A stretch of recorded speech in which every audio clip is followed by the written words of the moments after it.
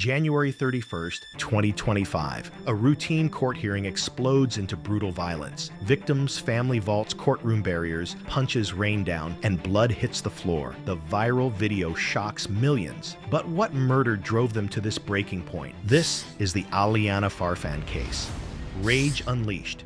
January 31st, 2025. Over a year had passed since Aliana Farfan's death. Over a year of waiting for justice. On this Friday morning, Bernalillo County District Court, Room 420, was the setting for what should have been a routine pretrial hearing. The courtroom at 401 Lomas Boulevard was designed for order, for the methodical application of law. But on this morning, civilization would give way to chaos, and the courtroom would become the stage for an eruption of family rage so intense that it would be captured on video and viewed by millions worldwide. The hearing was scheduled for approximately 9:30 in the morning. Judge Cindy Leos presided, and the gallery was filled with attorneys, court staff, and family members on both sides, each carrying their own burdens of emotion. For Aliana Farfan's family, this hearing was profoundly significant. It was the first time they would see Alexander Ortiz in person since his arrest. The first time they would be in the same room as the man who had taken Aliana from them. Up until now, Ortiz had been an abstraction,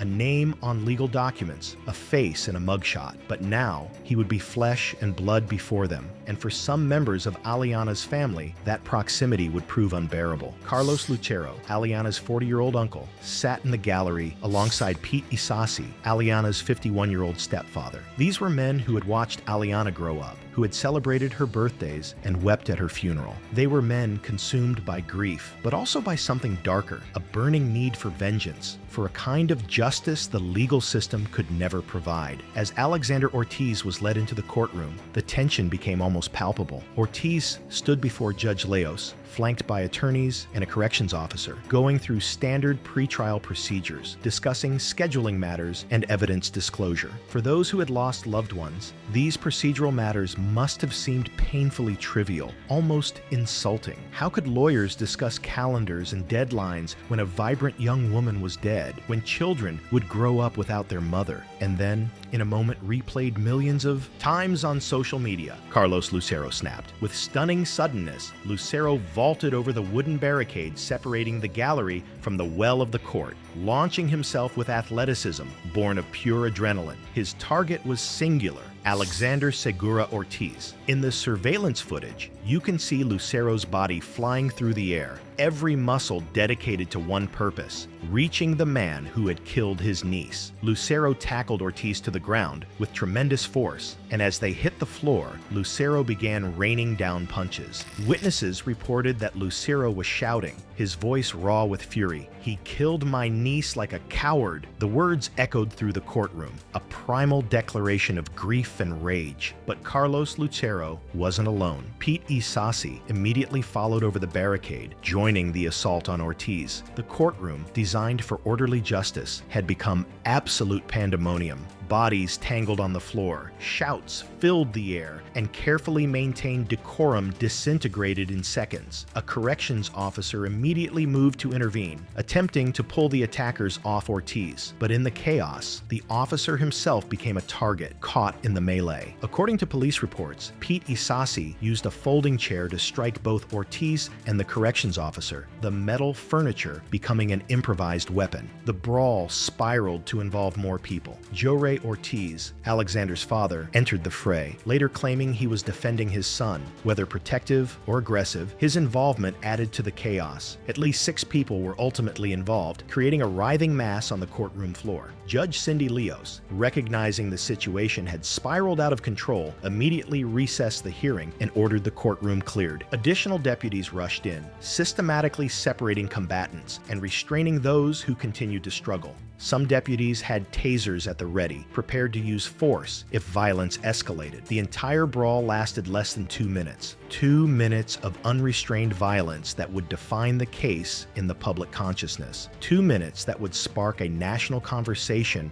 about justice, grief, and acceptable behavior even in the face of unspeakable loss. When order was restored, the casualties were tallied. Alexander Ortiz had suffered minor injuries, cuts and bruises on his face. The corrections corrections officer also sustained only minor injuries despite being struck with a chair. Blood was visible on the courtroom floor, a stark visual reminder of violence, but mercifully no one was seriously hurt physically. The emotional and legal ramifications would be far more complex. Carlos Lucero and Pete Isasi were immediately taken into custody, transported for medical evaluation, then booked into the Metropolitan Detention Center, the same facility where Ortiz was held, on serious felony charges, battery on a peace officer, and assault on a jail. But here's where the story takes an interesting turn. Despite the serious charges, Carlos Lucero was released on his own recognizance on February 1st, 2025, just one day after the brawl. Pete Isasi followed on February 2nd, 2025. Released on their own recognizance meant no bail, no ankle monitors, essentially trusted to return for court dates. This lenient treatment suggested prosecutorial discretion and acknowledgement that these weren't dangerous criminals, but grieving family members who had reached a breaking point. A third person, Marie Lucero, was later charged on February 6, 2025 for pulling at Jorge Ortiz during the altercation. When arrested, Carlos Lucero made a statement that would become one of the most quoted lines. As officers placed him in handcuffs, Lucero reportedly said it was worth every moment, a simple, defiant declaration capturing the depth of his rage and complete lack of regret. To Lucero, those 2 minutes were worth whatever legal consequences might follow. The courtroom surveillance video was obtained by media within hours. TMZ was among the first to post the footage, and it spread like wildfire across social media. On X, influential accounts like a Colin Rugg shared the video, where it quickly amassed over 31,000 likes and millions of views. The video was stark and shocking. The sudden explosion of violence in a controlled environment, and it sparked immediate, intense public reaction. The response was deeply divided, reflecting broader societal debates about justice and vengeance. Some expressed sympathy and even admiration for Lucero and Isasi. Comments flooded in saying, "I would have done the same thing," and "sometimes the justice system isn't enough." Some users on X framed it as street justice, suggesting Lucero and Isasi had administered punishment Ortiz deserved, morally justified outside the legal system. One X user, A Daximama, blamed New Mexico's governance for fostering conditions that led to vigilantism, reflecting frustration with perceived lenient criminal justice policies. On the other side were legal analysts and civil libertarians arguing that, however understandable, the courtroom attack was dangerous precedent undermining the rule of law. Outlets like Boing Boing and legal commentators condemned the act as a threat to due process, arguing that allowing grief to justify violence risks descending into mob rule where emotional reactions substitute for legal proceedings. The brawl received international attention. French outlet Le Figaro covered the incident, translating it as a familial aggression, expressing cultural shock at American courtroom volatility. Indian outlet NDTV also reported the story. The global fascination spoke to universal themes of justice, revenge, and human restraint limits. In the days following, Aliana's family released a statement. Tension and overwhelming emotions were high. Aliana was the central part of our family, an acknowledgement and plea for understanding that the violence was the product of unbearable pain, not traditional criminal intent. Court officials, including CEO Katina Watson, acknowledged similar emotional incidents had occurred before, though few as dramatic. Watson praised officers' restraint but called for security reforms. Following the incident and concerns about tensions, the New Mexico Supreme Court ordered operational changes at Bernalillo County facilities, including limited access hours and increased remote hearings, also tied to staffing shortages. As January turned to February and the conversation raged online, one thing became clear. This was about far more than a courtroom fight. It was about the limits of justice, the power of grief to override reason, and what we as a society owe to victims of crime and their families. But to understand why these men snapped, why their rage exploded so violently in that courtroom, we need to go back to where it all began, to the murder that set everything in motion.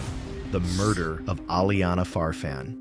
In Albuquerque, New Mexico, 23-year-old Aliana Farfan, affectionately known as Bubba's, was a mother to 2 young sons, a loving daughter, and a young woman building a future for her family. She had completed her high school diploma through Job Corps in 2016, and in early 2024, she was focused on creating a stable, peaceful life for herself and her children. But on the evening of January 11, 2024, that future was violently stolen in a tragedy that would eventually erupt into a courtroom confrontation so explosive it would capture national attention. Aliana lived in an apartment at 4047 Montgomery Boulevard Northeast in Albuquerque's Northeast Heights neighborhood, surrounded by family who loved her deeply. Her mother, Melissa Lucero, stepfather Pete Isasi, and uncle Carlos Lucero. These were people who would do anything for Aliana, who watched her grow into a resilient young mother, and whose love would later drive them to actions that would shock the nation. In the months before her death, Aliana had been trapped in an abusive relationship with her ex-boyfriend, Alexander Segura Ortiz. At 21, Ortiz was possessive, controlling, and volatile, known for frequently wearing a black ski mask, an unsettling habit that would later become a chilling identifier. Friends and family told investigators that Aliana had expressed fear about being alone, so profound that she often invited friends to stay with her at her apartment, creating a buffer of safety against Ortiz. Domestic violence experts know that the period when a victim tries to leave their abuser is often the most dangerous time. Statistics from organizations like the National Network to End Domestic Violence show that separation assault, violence when a victim attempts to leave, is a leading cause of intimate partner homicide. Aliana Farfan's story would become another heartbreaking entry in these grim statistics. On that January evening, Aliana was at her apartment with friends when Alexander Ortiz arrived, and tension immediately filled the space. According to witness statements, Ortiz was visibly upset, his mood dark and threatening. Aliana and Ortiz retreated to her bedroom, and witnesses reported hearing them arguing behind the closed and locked door. The voices rose and fell in the cadence of a couple in conflict, but this time, something was different. This time, the anger carried a finality that transcended ordinary arguments. Around 10 o'clock, a single gunshot shattered the night. Aliana's friends immediately sprang into action, pounding on the locked door, shouting her name. When the door wouldn't yield, they kicked it in with adrenaline-fueled strength. What they found would haunt them forever. Aliana Farfan lay on the floor, shot in the face from a .40 caliber handgun fired at point-blank range. The room bore unmistakable evidence of violence, and Alexander Ortiz was gone. He had fled through a ground floor window, disappearing into the Albuquerque night while Aliana lay dying, and her friends frantically called 911. Emergency responders arrived within minutes, but it was too late. Aliana Farfan was pronounced dead at the scene. Another young life extinguished by intimate partner violence. Another mother who would never see her children grow up. She was just 23 years old. The Albuquerque Police Department launched an intensive investigation. The evidence was overwhelming. Witnesses placed Ortiz at the scene, described his agitated behavior, and confirmed he had been alone with Aliana when the shot was fired. His escape through the window spoke volumes about his consciousness of guilt, but Ortiz wasn't done with his reign of terror. Just 6 days after killing Aliana, on January 17, 2024, Ortiz was linked to a second murder, the fatal shooting of 25-year-old Nicole Maldonado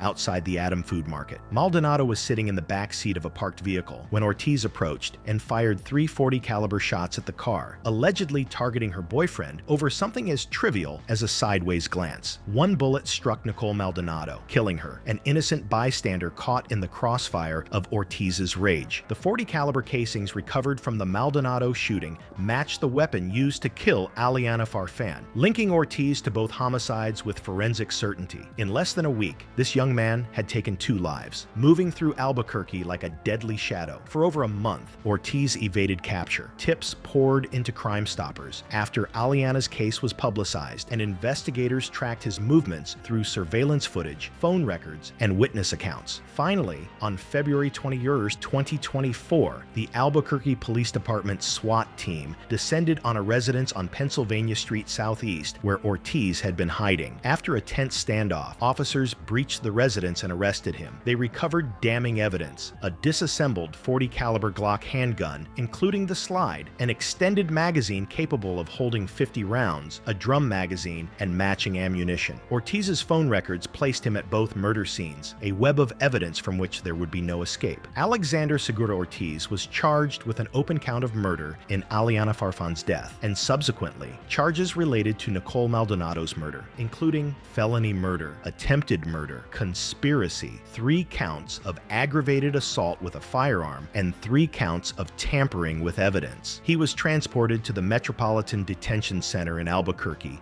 to await trial. For Aliana's family, the arrest brought relief. The man who had destroyed their lives was finally behind bars. But relief is not closure, and arrest is not justice. The family would endure the long, agonizing process of the legal system, waiting for a trial, hoping for a conviction, and living every day knowing Aliana was gone forever. Her mother, Melissa Lucero, spoke to local news outlets about the unbearable pain. She was in a very bad, abusive relationship with him, with Alex, and I wish she would have told us how bad, things were. The grief was all-consuming, the kind that reshapes a family forever. Aliana's uncle, Carlos Lucero, and his wife were granted custody of Aliana's 1-year-old daughter, ensuring the child would be raised by people who loved her mother. But no amount of love could fill the void Aliana left behind. As 2024 turned into 2025, the Farfan family waited for their day in court. They waited for justice, knowing no verdict could ever compensate them for their loss. And as the weeks and months passed, the anger, sorrow, and sheer injustice began to build within them, particularly within Carlos Lucero and Pete Isasi, two men who loved Aliana deeply and would soon find themselves unable to contain the volcanic rage simmering beneath their grief. That rage would eventually explode in that courtroom. But would the legal system deliver the justice the family so desperately sought? Justice and aftermath. He took something away from us that was something. She was my most important, person, and it's just hard for all of us. In the months following the explosive courtroom brawl that captured national attention, the wheels of the legal system continued to turn toward their conclusion. The spectacle of that January morning had overshadowed temporarily the central question. Was Alexander Segura Ortiz guilty of murdering Aliana Farfan? And what punishment would he face? For Aliana's family, Carlos Lucero, Pete Isasi, Melissa Lucero, and all who had loved her, the wait for justice must have felt interminable. Each passing day, a reminder that while they had acted on their rage, the legal system had its own timeline that could not be rushed. The trial of Alexander Segura Ortiz for Aliana Farfan's murder began on August 18, 2025, approximately 7 months after the courtroom brawl. The proceedings took place in the same Bernalillo County District Court, presumably with enhanced security. Judge Cindy Leos presided over the trial, bringing her experience to a case already marked by so much violence and emotion. The prosecution, led by District Attorney Sam Bregman, faced the task of proving beyond reasonable doubt that Ortiz had willfully and deliberately murdered Aliana Farfan. The evidence at their disposal was considerable and damning. First, there were eyewitness accounts from Aliana's friends present on the night of January 11, 2024. These witnesses testified about hearing the argument behind the locked bedroom door, about the single gunshot, and about kicking down the door to find Aliana fatally wounded while Ortiz had vanished. Their testimony placed Ortiz at the scene, established he was alone with Aliana when she was killed, and documented his immediate flight. Behavior demonstrating consciousness of guilt. Then there was physical evidence. Forensic analysis of the .40 caliber handgun components recovered from Ortiz's residence matched the ballistics from the shooting, tying him definitively to the weapon that ended Aliana's life. Cell phone records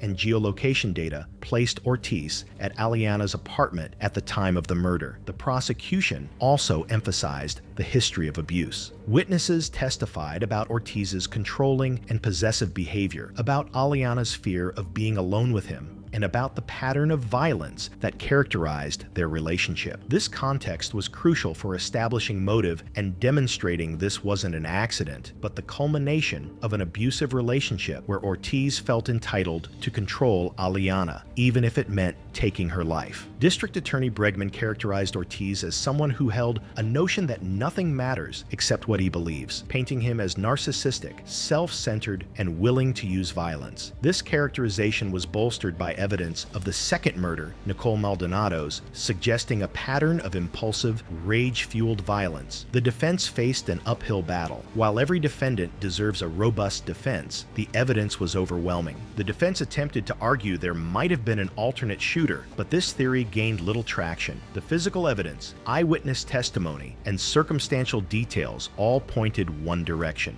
Alexander Ortiz had killed Aliana Farfan. The trial moved swiftly, and by August 25, 21st, 2025, just 3 days after it began, the jury reached a verdict. The 12 jurors who had listened to the evidence came to a unanimous conclusion. Alexander Segura Ortiz was guilty of first-degree murder in the death of Aliana Farfan. The conviction carried a firearm enhancement, which would play a significant role in his ultimate sentence. When the verdict was read, one can only imagine the flood of emotions washing over Aliana's family. Relief that Ortiz had been held accountable, satisfaction that the system had worked, but also profound sadness because no verdict could bring Aliana back. The Bernalillo County District Attorney's Office announced the conviction on social media, with District Attorney Bregman affirming, "Justice for Aliana, but prevention is key," acknowledging the victory while pointing to the broader societal need to prevent domestic violence before it escalates to murder.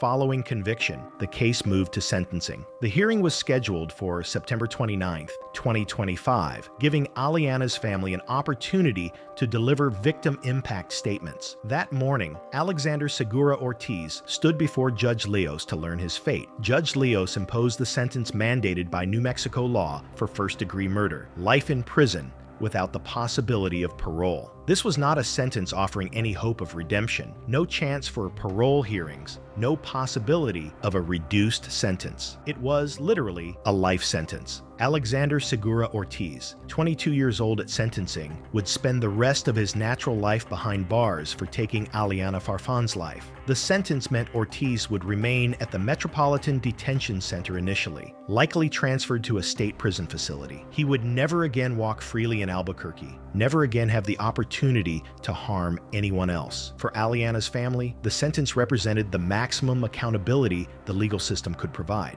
But the legal saga wasn't entirely finished. Ortiz still faced charges in the murder of Nicole Maldonado, including felony murder, attempted murder, conspiracy, 3 counts of aggravated assault with a firearm, and 3 counts of tampering with evidence. While Ortiz was already serving life, the prosecution felt it important to pursue justice for Nicole Maldonado as well. The question of what would happen to Carlos Lucero, Pete Isasi, and Marie Lucero, the 3 family members who had attacked Ortiz, remained somewhat murky as of late 2025. While all 3 had been charged with felony battery on a peace officer and had been released on their own. Recognizance shortly after, there were no widely reported updates about their trials or ultimate dispositions by October 2025. It's possible prosecutors chose not to pursue the charges aggressively, recognizing the extraordinary circumstances, or perhaps negotiated plea deals with minimal punishment. The public conversation about the courtroom brawl continued long after the incident. The video remained accessible on various platforms, periodically resurfacing when discussions about courtroom violence or domestic violence came up. News outlets continued to reference the case as an example of intense emotions that can erupt in domestic violence cases, and legal scholars used it as a teaching tool for discussions about courtroom security. The incident also prompted broader discussions about domestic violence in New Mexico, a state ranking among the highest for intimate partner violence rates. Statistics from the New Mexico Coalition Against Domestic Violence indicate women are more likely to be injured by domestic violence than by car accidents, muggings, and rape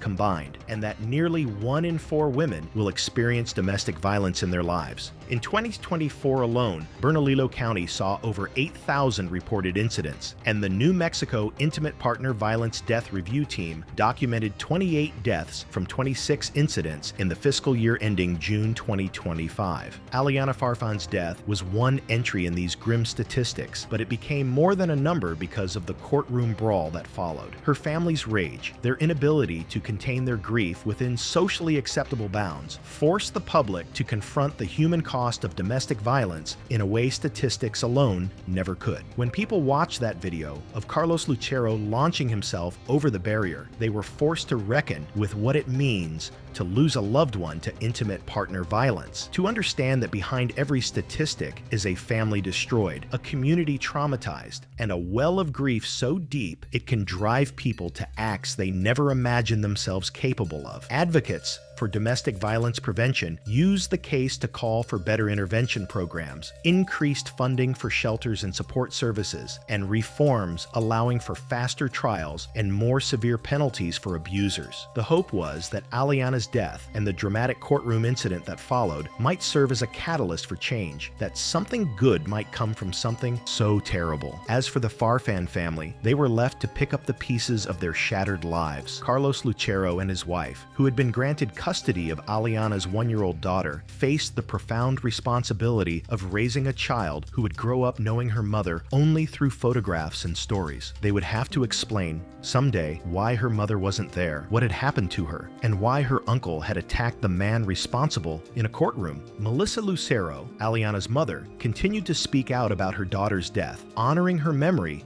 and keeping her story alive in hopes of preventing other families from experiencing the same devastating loss. Her words about wishing Aliana had told them how bad things were serve as a haunting reminder that victims often suffer in silence, out of shame, fear, or misguided hope. The case raises profound questions about justice, grief, and the limits of law in addressing the deepest human emotions. Was Carlos Lucero's attack on Alexander Ortiz justified? Legally, absolutely not. Vigilante violence undermines the rule of law and risks descending into chaos. But from a human standpoint, can we really say we wouldn't have felt the same rage, the same overwhelming need to lash out? The truth is that until you're in that situation, until you're sitting in a courtroom looking at the person who murdered someone you love, you can't truly know how you would react. Would you maintain the composure society expects? Would you trust the legal system? Or would you, like Carlos Lucero, decide that 2 minutes of unleashed rage was worth whatever consequences might follow? The legacy of this case is not just about one murder, one courtroom brawl, or one life sentence. It's about the ongoing epidemic of domestic violence in America, about families left behind to grapple with unimaginable loss, and about the fundamental tension between our desire for an ordered society governed by law and our primal human need for vengeance when someone we love is taken from us. Alexander Segura Ortiz will spend the rest of his life in prison, and in that sense, justice has been served. But Aliana Farfan is still gone. Her children are still growing up without their mother, and her family is still living with a wound that will never fully heal. The courtroom brawl was a dramatic moment, a viral video, a subject of national debate, but for the Farfan family, it was just one small release in an ocean of grief that will be with them for the rest of their lives. As this story fades from headlines and the viral video cycles out of social media feeds, the fundamental questions remain. How do we prevent domestic violence before it turns deadly? How do we support victims' families after tragedy strikes? And how do we balance our need for order and due process with the undeniable reality that grief can drive people to extraordinary, even violent actions? These are questions without easy answers, but they are worth asking. Because behind every statistic about domestic violence, behind every courtroom brawl captured on video, behind every life sentence handed down, there are real people, victims, families, communities, struggling to make sense of senseless violence and to find a path forward. Aliana Bubbas Farfan deserved better than the life she got, and certainly better than the death she suffered. Her family deserves support, healing, and the knowledge that her story might help prevent others from sharing her fate. And all of us deserve to live in a society where intimate partner violence is not normalized, where victims feel empowered to seek help, and where the justice system is equipped to protect those most vulnerable. The courtroom may have turned into a bloodbath on that January morning, but the real bloodshed happened a year earlier in a locked bedroom in Albuquerque when a young woman's life was cut tragically short. Let that be the story we remember, and let it be the story that drives us to do better. Thanks for watching. Click on the cards on your screen for more thrilling content.